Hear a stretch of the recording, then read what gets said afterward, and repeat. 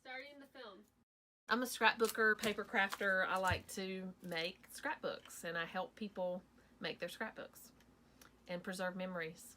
Even though sometimes you're not always in the moment when you're having the moment, if you scrapbook it, you can always have the moment. So that's really kind of my philosophy.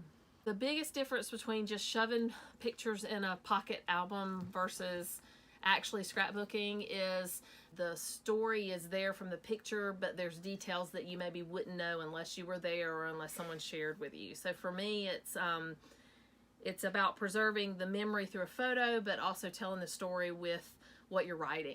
And it tells a lot about your history. So for future generations to go back and look at that, like, oh, how I wish I had my mom's and my dad's history and could tell stories about or know stories about when they were growing up, you know, or things. So for me, that's kind of, it's passing it on, sort of. I knew this was my thing, I think, when I made them for myself from trips or things in the past, even from my high school days and scrapbooking, just my silly whatever, that there was joy in that. But I think for me, I found out it was really my thing when I made my first book for my nieces and nephews, and I made them little small 8x8s that were just about their life from birth until I think I maybe did till they were 5 years old. And when I gifted those to them and saw the joy in their face and how fun it was to flip through and remember things that they didn't even know photos of those events existed, it was where I was like, yeah, I kind of like that. It's a good feeling.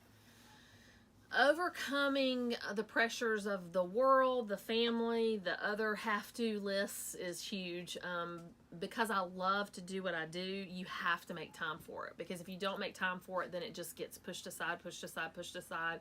And your joy gets pushed aside, pushed aside, pushed aside. So I think for me, overcoming the need to do other things or the pull to do other things and not paper craft or do what I do was one of my biggest hurdles, just to make time for myself and for this craft and to be able to do what I do. But I would never want anyone who experiences what I do to be intimidated by what I do and not come to me and say, I really need help to make this. Can you help me?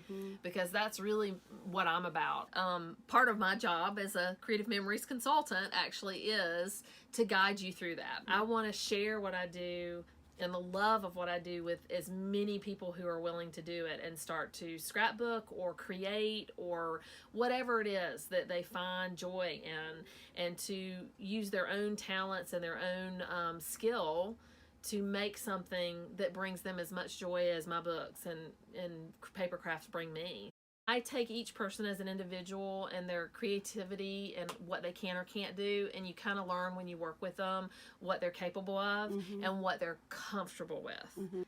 The only real thing you need is the desire to do it. For somebody who has the photos but just doesn't have the creative mindset and really has no desire to do it, I can create a book for you. So there's ways to accomplish it in a way that is still beautiful and it has your touch, but maybe I helped you along further than you thought. Gifting an album is amazing because again, it goes back to the joy. So the joy that somebody else sees when they open an album is, I mean, it's literally, it's indescribable to watch someone look at a book and see that joy and feel that joy in your own heart as they do that. So the joy that others experience through my creativity far surpasses actually the moment of sitting here creating it. It's definitely it's indescribable.